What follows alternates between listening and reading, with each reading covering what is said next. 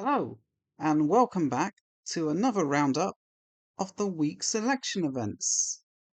Not long to go now. As weeks so often do, this week began on Monday, when unelected leader of Reform, Nigel Farage, announced their contract with the British people because they're a PLC, not a political party. He may as well have promised free dogs for everyone for all the sense it made. But one interesting thing was he promised to withdraw Britain's membership from conspiracy theorists' favourite, the World Economic Forum. Which is interesting because Britain is not a member of the World Economic Forum. In fact, no country is.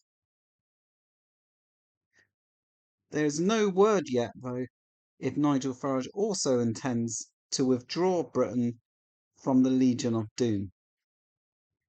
Tuesday saw Channel 4 get involved in all the seven-way action. It was a veritable who's that of UK politics. It was such a non-event that Reform even saw fit to send unelected leader Nigel Farage's little bitch Richard Tice to the debate. On Wednesday, the SNP launched their manifesto. They said it was more socialist than Labour, but the main theme, well, I won't tell you what it was, but it rhymes with bindependence. Thursday was when things started getting more exciting, when we had the BBC Question Time special, when Fiona Bruce asked questions to the leaders of the four main political parties.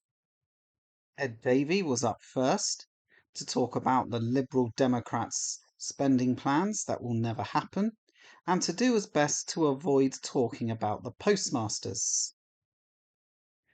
But don't worry, by Friday he was back on his jollies in a wheelbarrow race. I don't think he's taking this election entirely seriously. John Swinney was up next for the SNP, and he used his time to make a case for Scottish independence to an English audience in York.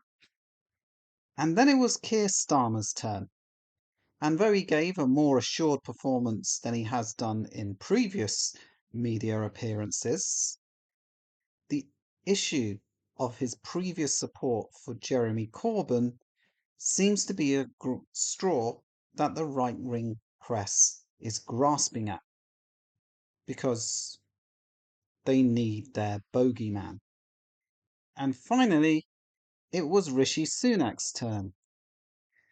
Now, I must confess, I didn't watch this at the time, because, football's on. But I knew it must have gone badly for him when I saw Susan Hall, the former London Mayor candidate, posted this. Oh, but Rishi Sunak is a dead man walking. He was mocked, ridiculed, and booed by the audience as he tried to defend his positions on issues such as national service, small boats, and the ECHR. But maybe it's not surprising, because he had other issues on the horizon. Because Tories just cannot resist a scandal. And developing throughout the week, it emerged that several Conservative aides and candidates, and even the director of campaigning, had placed bets on the date that the election was going to be held, which makes their decision to launch an attack ad on Labour, saying it was a gamble, all the more bizarre. Not surprisingly, the ad was quickly removed. And finally, after whining all week about not being included in the BBC Question Time special, unelected leader of Reform, Nigel Farage, got his own BBC interview, in which he expressed his deep admiration for Vladimir Putin and said that actually it was NATO and the EU, obviously, that forced him to launch an unprovoked invasion of Ukraine. That's the depth of the guy. So that's a roundup of all the week's main events in the UK 2024 election. I hope you've enjoyed it and found it somewhat informative. If you did like it, please feel free to like and subscribe. Help an angel get its wings by hitting the notification bell. And if there's someone you don't like, maybe you can share this video with them. Until next time.